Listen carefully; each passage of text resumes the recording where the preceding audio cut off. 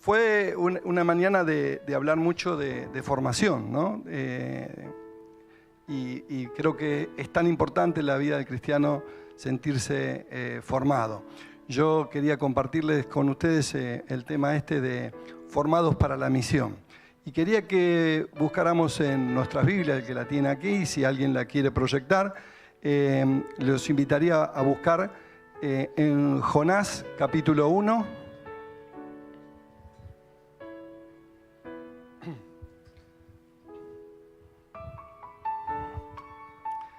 Dice: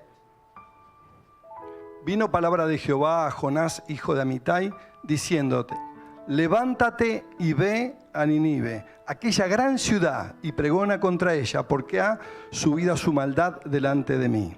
Y Jonás se levantó para huir de la presencia de Jehová a Tarsis, y descendió a Jope, y halló una nave que partía para Tarsis, y pagando su pasaje, entró en ella, para irse con ellos a Tarsis, lejos de la presencia de Jehová.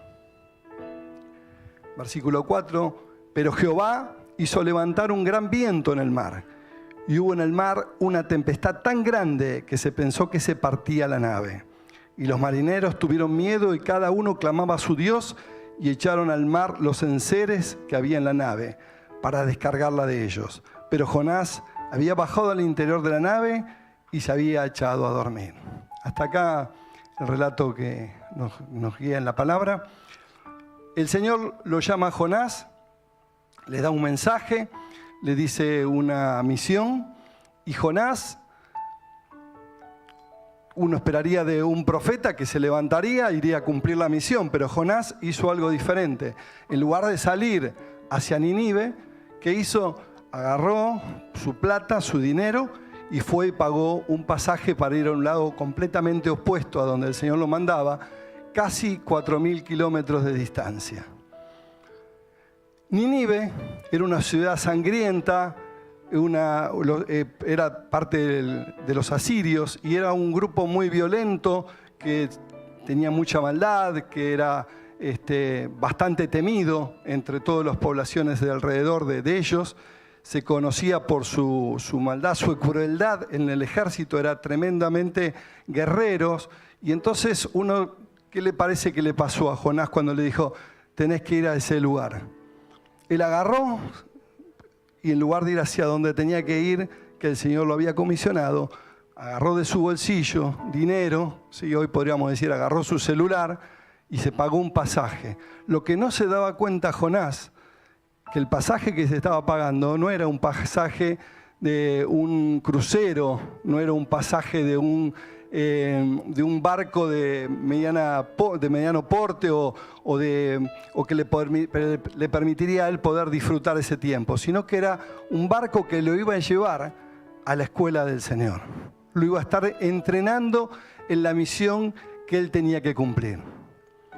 ¿Por qué decimos esto? Porque fíjense que cuando ni bien sube, empieza a navegar el barco, no sabemos en qué tiempo, si a los metros, a las horas, comienza a levantarse una tremenda tempestad. El viento comienza a golpear el barco, las olas se levantan, empiezan a ser conmovidos. Eran marineros inexpertos, no, eran marineros que estaban acostumbrados a trabajar en ese día, en esas mismas circunstancias, en ese mismo barco. Ellos pensarían que tendrían un día común y tranquilo como siempre hacían ese viaje. Pero se levantó una tempestad, algo que realmente los empezó a conmover. Empezaron a sentir miedo, angustia, empezaron a preocuparse. ¿Qué pasaba? Era una tormenta que no tenía nada que ver con la naturalidad de que ellos estaban acostumbrados a enfrentar. Estaban enfrentando una tormenta completamente distinta a lo que ellos siempre habían conocido. Empezó a golpear la tormenta, empezó a golpear, y empezaron a tener miedo, y empezaron a preocuparse, y no sabían lo que pasaba. Empezaron a buscar todas sus estructuras, digamos, lo que sabían ellos como medio de navegación. Empezaron a inquietarse: hacemos esto, hacemos aquello, ¿qué hacemos? Y la tormenta no paraba, y el barco iba de un lado para el otro, y no podían sentir la tranquilidad de que podían resolver la situación. Estaban agobiados. Y empieza cada uno a hacer lo que hace cualquier persona normal, que lo vemos en la cotidianidad, cuando empieza a haber algún problema, empieza cada uno a clamar a su Dios. Y estos marineros comienzan a clamar a su Dios, empiezan a buscar, empiezan a preocuparse, pero en un momento el capitán del barco baja y se lo encuentra a Jonás durmiendo. No era que Jonás estaba durmiendo porque tenía el descanso y la paz del Señor de saber que el Señor los estaba cuidando. Él tenía el adormecimiento de la desobediencia. Él estaba traumado porque sabía que él era el responsable de lo que estaba pasando. Él escuchaba la angustia de los marineros. Él sabía que en ese momento se estaba proyectando en cosas y estaban viviendo situaciones que no eran normal para los marineros. Y él sabía que la desobediencia de él es la que estaba trayendo esta situación. Entonces el capitán del barco baja y se lo encuentra durmiendo. Y le dice, bueno, clamá también a tu Dios. Y empiezan todos a ver y echan suerte, como en la antigüedad se acostumbraba mucho, a echar suerte, a ver quién era el responsable y qué es lo que pasaba. Y la suerte, ¿saben sobre quién cayó? Sobre Jonás. La suerte cayó sobre Jonás. Ellos se dieron cuenta que Jonás era el del problema. Entonces lo confrontan y le dicen, ¿quién eres tú? ¿Qué haces tú? ¿A dónde perteneces? ¿De qué vida? Y yo soy hebreo, le dice. Yo soy hijo de Jehová de los ejércitos. Soy, como diríamos cualquier evangélico de hoy, no, Jesús es mi Señor. Me congrego en tal iglesia. Él empieza a chapear con quién era él. Pero realmente lo estaba ayudando a esa situación en lo que él estaba diciendo. No, porque él estaba completamente en desobediencia. Y entonces le preguntan, estos marineros le preguntan, ¿qué haremos ahora? ¿Qué haremos? Y entonces Jonás le da una solución. Le dice, arrójenme al mar. Arrójenme al mar. Tírenme. ¿Y qué pasa con eso? ¿Qué sienten los marineros en ese momento? Tenían que quitarle la vida a una persona. Ellos parece que tenían más sentido de la vida que el mismo Jonás. Porque ellos se negaban a hacer ese asesinato o sacárselo de encima de esa manera en medio de esa tormenta. Pero después de un tiempo, ellos recapacitan y dicen, bueno, si es la única alternativa, porque cada vez las olas se ponían más difíciles, la situación era más compleja, el miedo cada vez y la angustia era más grande para ellos, deciden hacer eso. Tiraron a Jonás al mar. Al mismo instante que Jonás es arrojado al mar, la tempestad se calmó. Pero para ellos se calmó. Y ellos quisieron, dieron gloria a Dios y se convirtieron. En medio muchas veces de la desobediencia nuestra, de situaciones que vivimos, la gente también empieza a ver que hay un Dios soberano, que hay un Dios poderoso, un Dios que está en el control, porque Dios está mostrando a través de Jonás que es un Dios soberano, que Él tiene el control del mar, tiene el control de los vientos, tiene el control de todas las cosas. Dios está en el control de tu vida. Dios está en el control de los tiempos que vivimos. Dios está presente en cada una de nuestras circunstancias. Pero ¿qué pasaba con Jonás? Fue echado al mar.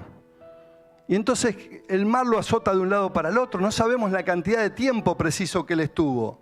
A veces, cuando leemos a Jonás, a veces tenemos el recuerdo de la escuelita dominical, que a veces que está muy lindo y está bueno que los maestros lo hagan y demás, pero a veces le damos un tinte medio flojo, así como de caricatura, de dibujito animado, lo pintamos y hacemos, y Jonás no le hizo caso, él fue tirado la pala. ¿Cómo es que era, Nore, la canción?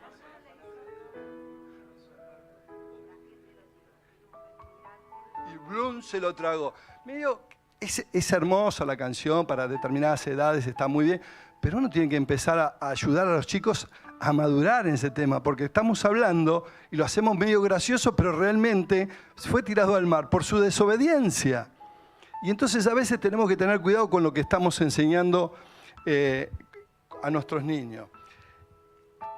¿Qué pasaba con la tormenta? ¿Qué pasó en el mar? El mar se tranquilizó, pero Jonás estaba en el mar. Y del relato, si ustedes buscan en el capítulo 2, comienza a hablar cosas muy específicas. No podemos, Juli, tener el capítulo 2 algunas cosas, ¿no? ¿Sí? ¿Podemos? En el capítulo 2 nos empieza a hablar de Jonás que él estaba en el mar y él empieza a sentir una angustia muy grande. Pero Dios había preparado algo para él. Pero él tuvo que pasar, no sabemos si Jonás sabía nadar, no sabemos la temperatura del agua, no sabemos a cuánta profundidad estaba, no sabemos a cuántos metros de la costa estaba Jonás. No podemos hacer ningún tipo de cálculo respecto a esto. Pero sí sabemos la angustia que el profeta por la desobediencia estaba viviendo. Dice, invoqué en mi angustia. En mi angustia. Hermano, muchas veces nosotros estamos viviendo situaciones de angustia. Y muchas veces no son provocadas por circunstancias externas, sino son provocadas por nosotros mismos, por nuestra desobediencia, por no hacerle caso al Señor. La desobediencia adormece y por supuesto que trae consecuencia. La obediencia marca la diferencia. Nosotros tenemos que ver en la vida de Jonás qué ejemplo nos está dejando. ¿Qué es lo que él estaba viviendo en ese momento? Una angustia muy grande, estaba en el mar.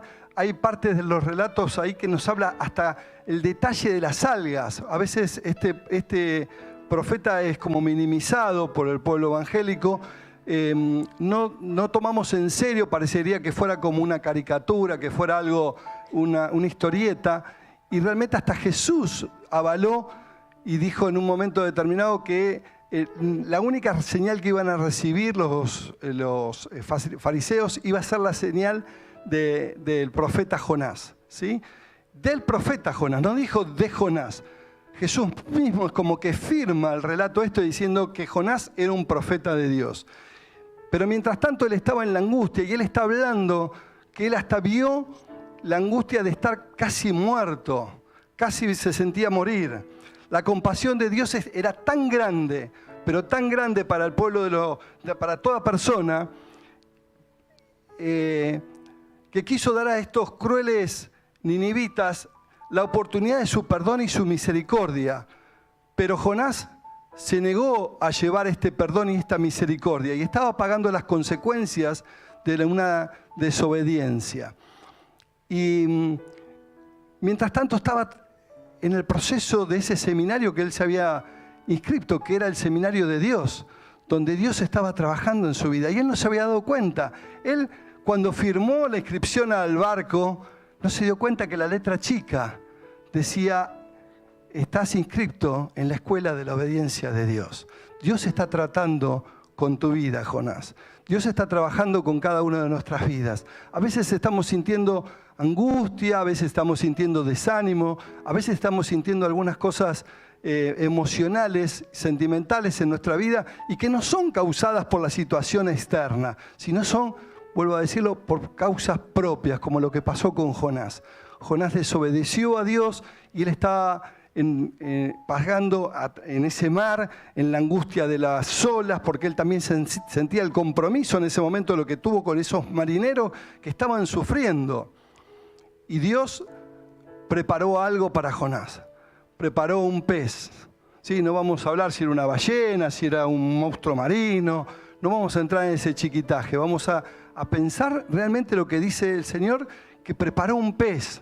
Y tenemos que estar preparados para los milagros del Señor, para las transformaciones, para ver la soberanía de Dios. Porque si nosotros no podemos creer que Dios preparó un pez para recibir a Jonás, ¿cómo vamos a estar pensando y creyendo en los grandes milagros que hay en el Nuevo Testamento con respecto, por ejemplo, a la resurrección de Cristo? Así que tenemos que estar creyendo plenamente en esta palabra que el Señor nos deja en Jonás. Jonás no tomó conciencia del Salmo 139:7. ¿A dónde huiré de tu presencia? ¿A dónde? Si voy allá arriba estás vos y estoy acá. Jonás estaba rodeado por el Señor, porque era un profeta de Dios. Y Dios estaba trabajando porque tenía propósitos en la vida de Jonás. Pero Jonás tenía un problema con Nínive. ¿Cuál era el problema que tenía? El prejuicio. Él quería que solamente Dios sea el Dios de los hebreos. Y Dios quería ser también en este momento el Dios de los ninivitas. Quería llevarle el perdón, quería llevar a esta ciudad de 120.000 personas, lo dice el relato en el capítulo 4, 120.000 personas que estaban alejados de Dios, no quería destruirlos, quería que se reconcilien, quería que ellos puedan reconocer a Dios como el Dios de sus vidas, como pasó con los marineros. Pero Jonás tuvo que, para entrar en esta ciudad tan violenta y demás, ser tratado por Dios. Primero, para ser libre del prejuicio. Segundo, para reconocer que Dios es soberano y es poderoso. Él estaba viviendo en su vida la vida de poder que necesitaba para poder ingresar en esa ciudad violenta y caminar por sus calles, sabiendo que el Dios poderoso lo estaba reemplazando, lo estaba protegiendo, lo estaba acompañando en su caminar en esa ciudad. Entonces Dios seguía trabajando en Jonás, y en el capítulo 2 nos habla que en medio del mar Jonás está envuelto en las algas. Es muy preciso el relato. Los primeros seis capítulos de Jonás, capítulo 2, nos habla de la angustia que él pasaba por sentirse prácticamente muerto, porque él estaba viviendo la angustia de la desobediencia.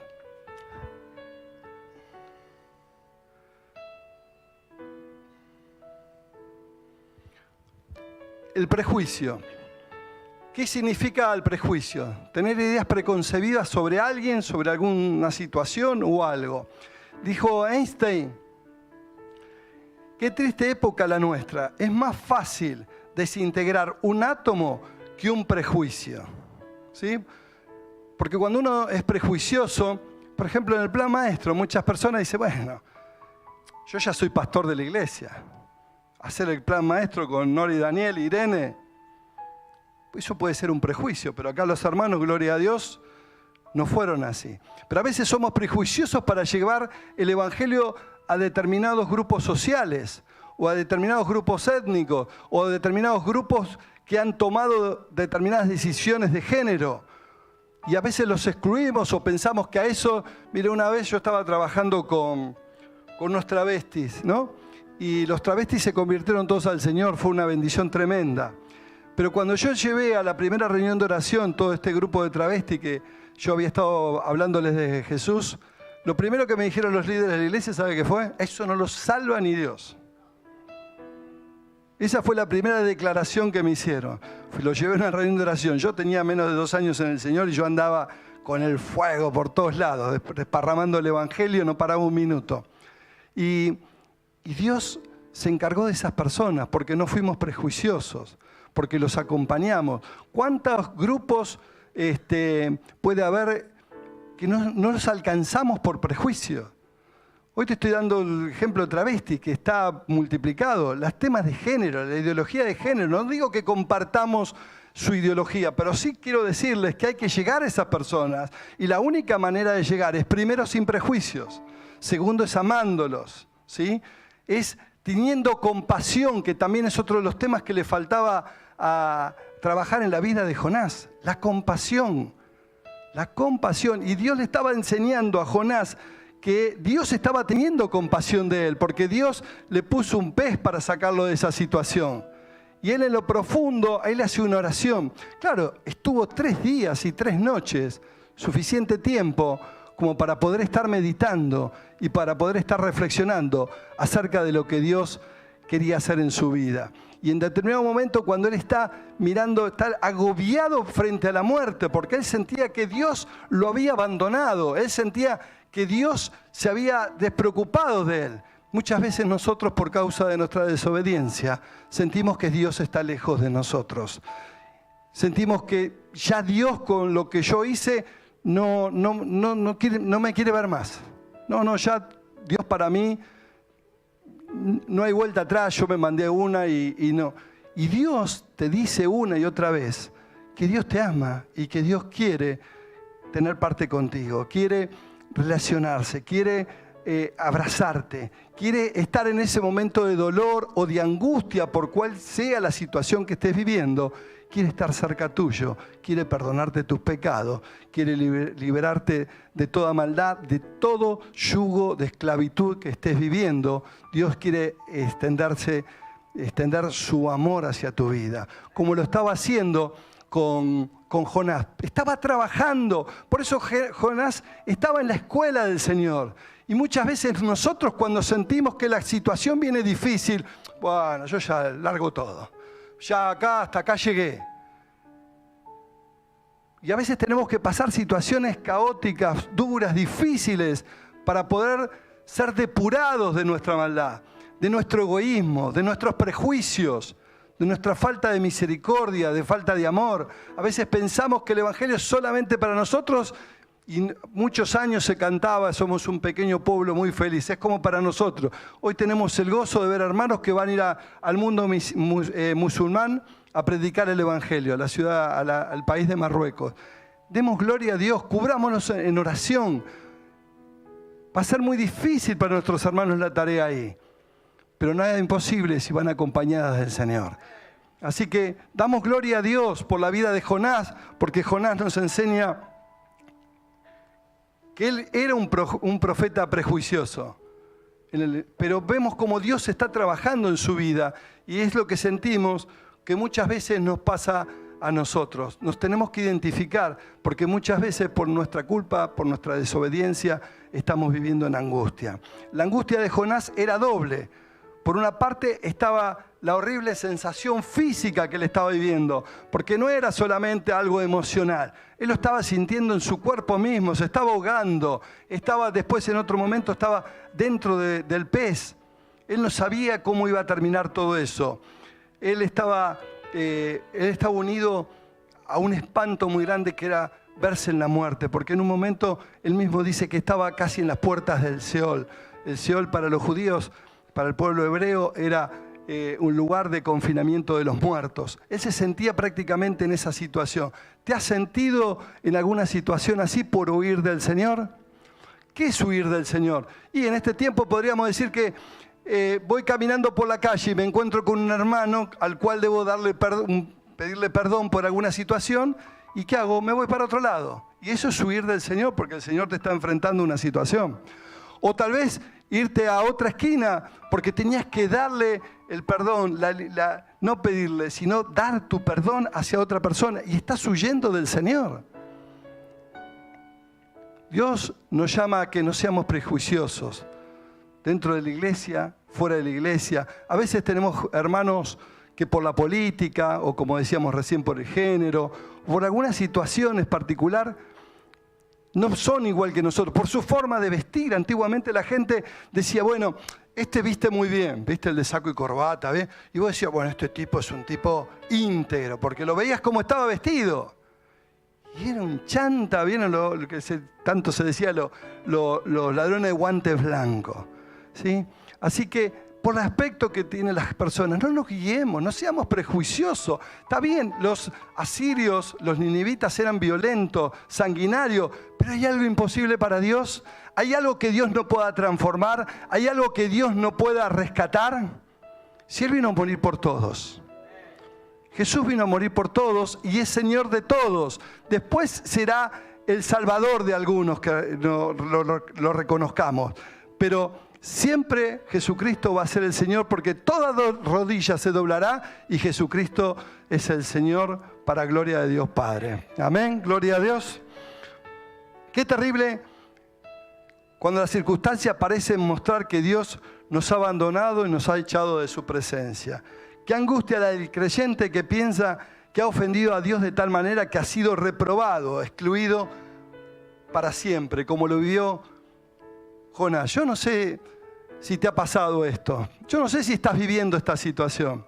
Pero si estás pasando alguna situación de angustia, si estás pasando alguna situación interna, bienvenido a la escuela del Señor. Dios quiere trabajar en tu vida. Dios quiere hacer algo a través de su Espíritu Santo en tu corazón. Él quiere transformar tu familia. Él quiere venir a darte lo mejor de lo mejor, de lo mejor que es su Espíritu Santo. Si hay alguien que está aquí que no tiene la salvación, que no tiene la certeza, la convicción de que Jesucristo es el Señor de su vida y que si muriera hoy pasaría al cielo, reciba a Jesús y Jesús transformará su vida. No hay impedimento para el Señor. También quiero decir que cuando Dios escogió a alguien, como lo hizo con Jonás, no hay nada que lo pueda detener. Por más que Jonás haya pagado el viaje más caro, que tenga el barco más veloz para irse de su presencia, Dios lo estaba buscando. Y cuando Dios te está buscando, no hay manera de esquivarle, no hay manera de poder ocultarte, porque sabemos perfectamente que cuando Dios tiene un propósito para la vida de una persona, no hay manera de huir, no hay manera de escaparse. Porque ¿dónde huiré de tu espíritu?, dice el salmista, ¿sí? ¿Y dónde me iré de tu presencia? Jonás tuvo que estar aprendiendo en la escuela del Señor a través del quebrantamiento, a través del dolor, cómo ser purificado, cómo ser libre de los prejuicios. ¿Cómo estás trabajando en estas áreas de tu vida? Cuando Dios te habla, Dios fue clarito, le dijo a Jonás, levántate y ve a Nínive y pregona contra ella. Levántate y ve. Le dio una orden. La base de todo ministerio cristiano y de la vida cristiana es la palabra de Dios. Es el mensaje que Dios te da. Es la persona específica de Jesucristo que habla contigo, que habla a la iglesia. Y nos dice, levántate y ve. La clave es la obediencia. Nos debemos levantar de las situaciones que estamos e ir hacia donde Dios nos manda. El ministerio de la iglesia es ir a donde Dios nos manda. Es hacer lo que Dios quiere que hagamos en este lugar. Dios está levantando esta iglesia como una antorcha en la ciudad para ser de bendición a todas las congregaciones, para ser de bendición a la ciudad. ¿Cuántos creen eso? Amén. ¿No los escuché? ¿Cómo? Amén. Gloria a Dios. Dios los está levantando, hermanos. Pero está trabajando en cada uno de ustedes. Está trabajando en los procesos. Tenemos que permitir que Dios trabaje en los procesos de nuestra vida. Y no tenemos ni que acortarlos, ni hacer nada que nosotros podamos hacer. Dejar a Dios actuar. Déjalo a Dios actuar. Y despójate de todo prejuicio, de toda aquella cosa que no te lleva a los caminos del Señor, que no te permite vivir lo que Dios quiere que vivas en este tiempo. La historia de Jonás es un magnífico testimonio de la misericordia y de la providencia de Dios para los que se arrepienten sinceramente y de la incansable corrección sobre los siervos que se niegan a proclamar la misericordia de Jesucristo. Amén. Damos gracias a Dios porque a través de todo el mensaje que vamos viendo en Jonás, vamos viendo cómo Él clama, cómo Él vive esa angustia, cómo Él nos comparte todo esto, pero después de todo este mensaje, en el capítulo 3, versículo 1, nos dice que vino palabra de Dios por segunda vez a Jonás. Dios no se cansa de llamar a su siervo. Dios no se cansa de llamarte a hacer la misión que tenés que hacer. Dios es un Dios de segundas oportunidades. Así que yo no sé qué situación estás viviendo. No sé qué situación estás enfrentando en estos días. Pero quiero que cerremos nuestros ojos.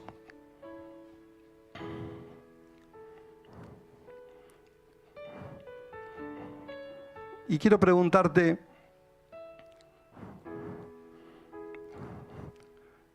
¿conoces la voz de Dios? ¿Podés discriminar la voz de Dios en tu vida cuando te habla?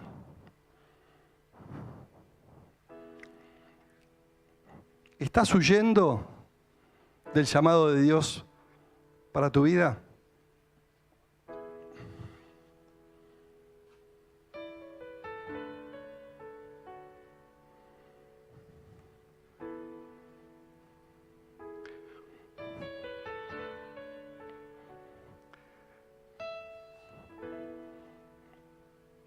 ¿Qué prejuicios tenés en tu vida hacia otros grupos?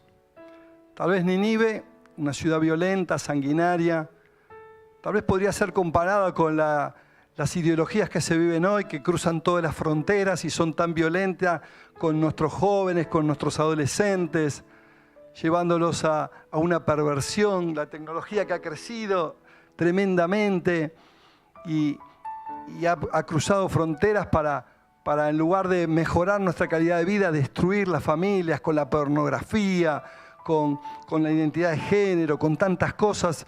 Vemos tanta violencia. ¿Cómo nos acercamos a todas estas situaciones? ¿Negándolas? ¿Tenemos prejuicios? ¿Podemos ser libres de los prejuicios? ¿Podemos ser libres? Lo que no podemos ser libres es del amor de Dios, que nos rodea a todo tiempo. Nos rodea. El amor de Dios te está rodeando. Te está rodeando. Déjate abrazar. Déjate llenar. Déjate ahí donde estás. Recibí el amor de Dios. Dios te ama. Dios te ama. Recibí. Dios te perdona. La angustia. Echa fuera la angustia ahora de tu vida. En el nombre de Jesús. Toda angustia se va en el nombre de Jesús. Todo miedo, toda duda. Deja de huir, deja de huir, deja de huir. No puedes huir. Dios te está rodeando. Dios te está rodeando. Pero te rodea por amor, por compasión, por misericordia. Seguimos orando. Cada uno ahí donde está, clame en su interior, en su espíritu.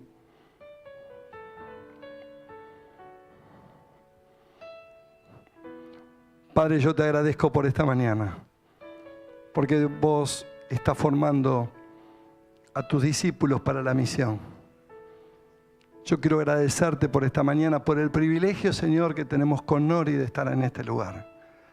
Pero quiero pedirte por mis hermanos, Señor, para que ahora tu Espíritu Santo descienda sobre cada uno de ellos con poder, Señor, con ese poder transformador, renovador. Ahora, en el nombre de Jesús, en el nombre de Jesús, toda angustia se va. Toda angustia, sos libre de la angustia en el nombre de Jesús. En el nombre de Jesús, oramos por los enfermos que pueda haber en esta mañana aquí, Señor. Paséate con libertad, Señor. Toca esa espalda, Señor, que está dolorida. Toca, Señor, toca. Sana, Señor. Toda lumbalgia, Señor, en el nombre de Jesús. Manifiesta tu gloria, Señor, en este lugar. Esta es tu casa. Este es tu pueblo, somos tus hijos, estamos expectantes, Señor, de lo que vos querés hacer.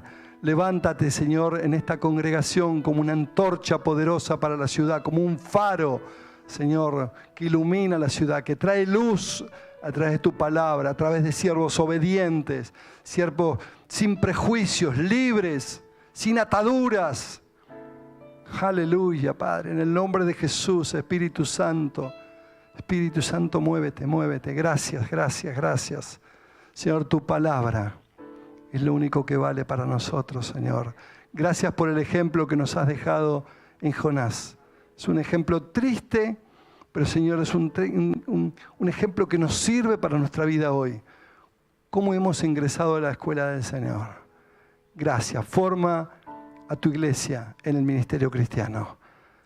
Para gloria, honra y alabanza de tu nombre, Señor. En el nombre de Jesús. Amén y amén.